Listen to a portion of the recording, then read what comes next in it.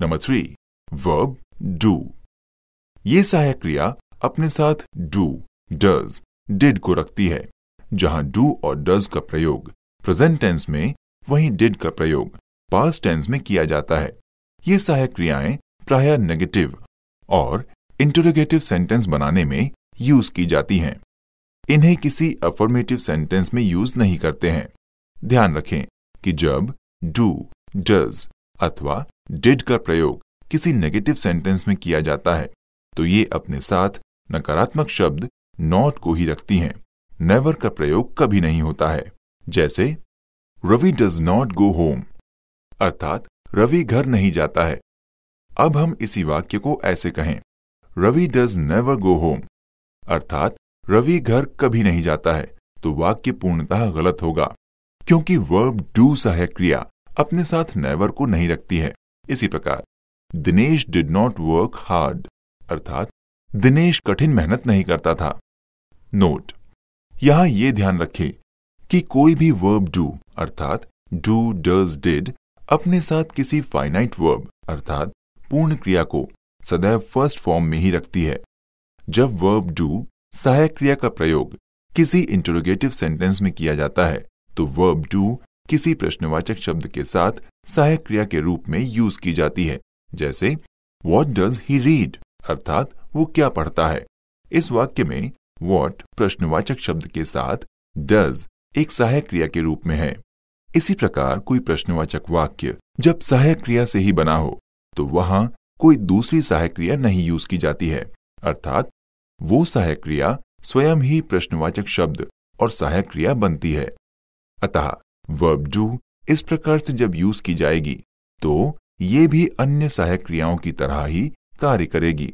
जैसे does he read, अर्थात क्या वो पढ़ता है। इस वाक्य में डज प्रश्नवाचक शब्द और सहायक क्रिया दोनों ही रूप में है। अब कुछ और उदाहरण सुनें। Why do the students not learn their lesson, अर्थात विद्यार्थी अपना पाठ क्यों नहीं याद करते हैं।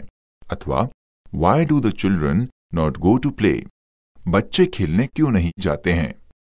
यहां इन वाक्यों में सहायक क्रिया अपने प्रश्नवाचक शब्दों के साथ है और इनके नकारात्मक शब्द मुख्य क्रिया के पहले हैं। अतः किसी सहायक क्रिया का नॉट अथवा नेवर पर कोई प्रभाव नहीं पड़ेगा। वर्ब डू एक पूर्ण क्रिया अर्थात फाइनाइट वर्ब के रूप में। यहां हम सर्वप्रथम ध्यान दें कि वर्ब डू एक सहायक क्रिया है तो एक पूर्ण क्रिया भी है। अतः ये भी किसी पूर्ण क्रिया की तरह अपना तीनों रूप प्राप्त करती है। नंबर 1, वर्ब डू की फर्स्ट फॉर्म। इसकी फर्स्ट फॉर्म डू है जो सदैव प्लूरल नंबर में होती है। इसका सिंगुलर नंबर डज है। इसे सदैव प्रेजेंट टेंस में यूज किया जाता है। जैसे I do not do my work, अर्थात मैं अपना कार्य नहीं करता हूं। इस वाक्य में डू नॉट सहायक क्रिया है जबकि नॉट के बाद आने वाला डू पूर्ण क्रिया है। इसी प्रकार व्हाट डू यू डू, अर्थात तुम क्या करते हो। यहां भी प्रश्नवाचक शब्द व्हाट के बाद डू एक सहायक क्रिया है जबकि सब्जेक्ट यू के बाद डू एक पूर्ण क्रिया है। नंबर 2, वर्ब डू की सेकंड फॉर्म।